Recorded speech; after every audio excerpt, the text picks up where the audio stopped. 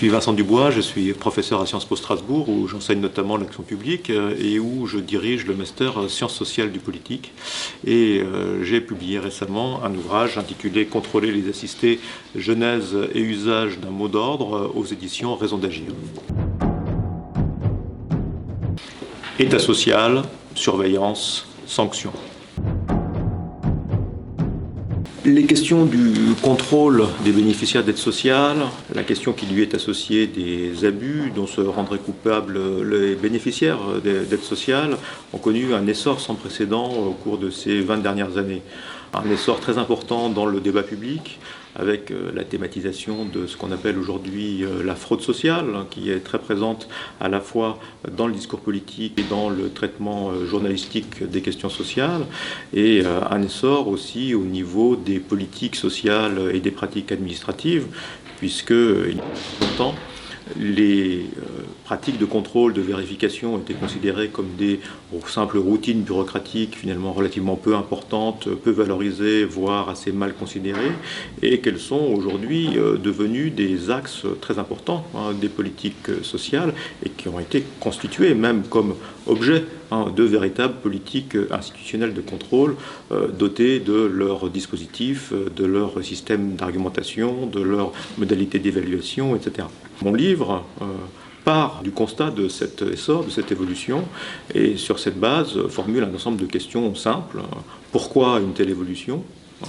sachant qu'elle n'est pas réductible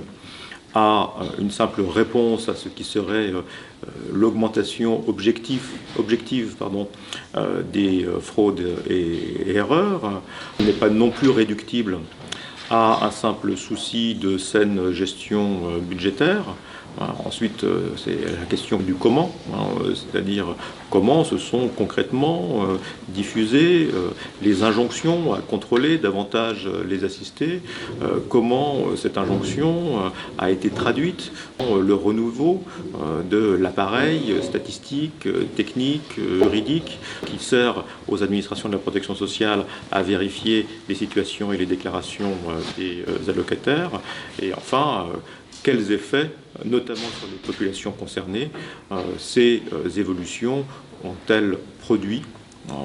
Et je montre en particulier que l'une de ces principales résultantes tient à non seulement à la massification et à l'exposition croissante des populations qui sont bénéficiaires d'aide sociale à des formes de surveillance et de sanctions, mais que ce sont parmi les plus précaires de cette population bénéficiaire que se recrutent préférentiellement ceux qui sont effectivement soumis au contrôle et au risque de sanctions qu'ils présentent. Pour répondre à ces questions, ce que je ne vais pas faire dans cette brève présentation, je me suis appuyé sur toute une série d'enquêtes que j'ai conduites sur quasiment une vingtaine d'années, peut-être même un petit peu plus, avec différents collaborateurs,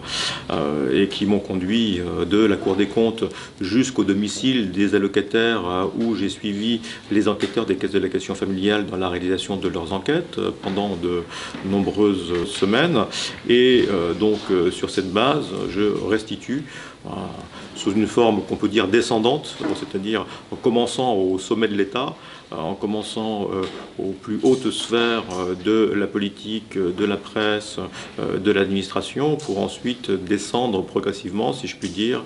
au niveau du fonctionnement interne des administrations et pour aller jusqu'aux allocataires eux-mêmes et aux situations très concrètes qui sont à la fois contrôlées et qui font l'objet d'un traitement qu'on peut dire beaucoup plus coercitif, beaucoup plus contraignant, beaucoup plus rigoureux qu'il ne l'était auparavant.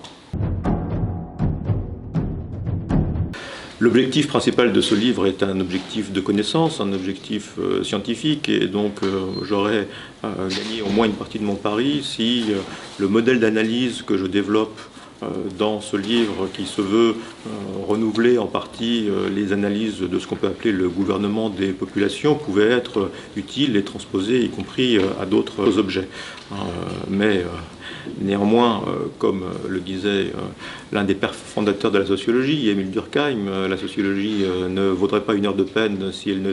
devait être que spéculative. Il y a aussi un prolongement, je dirais, plus d'intervention dans le débat public, qui est lié à l'écriture de ce livre, qui cherche précisément sur la base de ces enquêtes scientifiques à fournir à qui voudra bien s'en saisir les outils critiques permettant de mettre en débat des orientations de politique publique sur d'autres bases que la simple indignation morale ou la critique idéologique, mais que ce soit une critique véritablement nourrie et donc, par là, peut-être même politiquement plus efficace. Les premières phrases d'un livre sont toujours très importantes, ou sont souvent très importantes. J'ai évidemment pas la prétention d'atteindre le niveau de longtemps je me suis couché de bonne heure ou aujourd'hui maman est morte, mais je vais néanmoins lire donc les phrases qui ouvrent cet ouvrage. Un mot d'ordre s'est imposé à partir de la seconde moitié des années 1990, contrôler les assistés. Selon cet impératif à la fois politique, gestionnaire et moral, il faut lutter contre les erreurs et les abus pour assurer une saine gestion des finances publiques, pour préserver le consentement à l'impôt et aux cotisations et pour corriger les déviances des bénéficiaires. Ce mot d'ordre est devenu un principe structurant. L'État social doit maîtriser les risques, liés aux déclarations fausses ou incomplètes de ses allocataires et inscrire cette nécessité dans son organisation. Les dispositifs de vérification, de surveillance et de sanctions qui accompagnent cette structuration fournissent le moyen concret d'un rappel à l'ordre. Les assistés ont des droits mais aussi des devoirs, au premier rang desquels celui, à minima, de ne pas abuser de la solidarité dont ils bénéficient. Ce rappel à la loi et l'ordre remplit des fonctions plus larges en actualisant les normes sociales du travail et du civisme que transgresseraient les tricheurs et en opposant sur cette base les contribuables laborieux aux assistés oisifs, les exclus victimes du système aux profiteurs responsables de sa crise.